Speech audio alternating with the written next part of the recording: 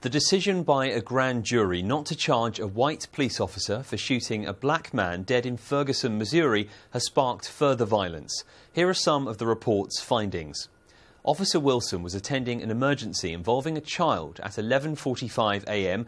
when he picked up a radio call about a robbery at a convenience store on West Florissant Avenue in Ferguson. A man described as black, wearing a white T-shirt, red hat and yellow socks, was seen on CCTV taking a box of cigars. He was with a friend. Wilson, responding to a police call, saw Michael Brown and his companion walking in the middle of the street in Canfield. Brown was carrying cigars. The report says Officer Wilson then tried to block their path, which is when there was an altercation.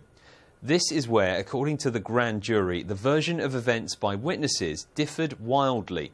The evidence was described as inconsistent and in conflict.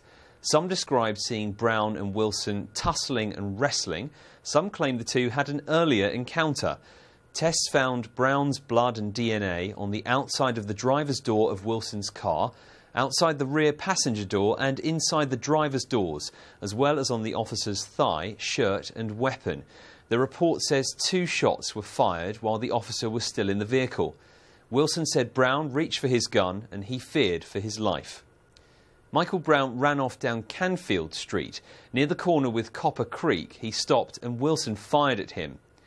Some witnesses described Brown being shot in the back. Others said he was shot while his hands were raised. But witnesses couldn't agree whether his hands were up, by his side or in front of him.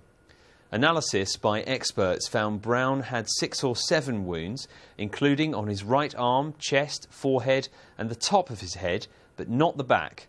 The grand jury based their report on 70 hours of evidence from 60 witnesses, including blood, toxicology and firearms experts, before deciding not to prosecute.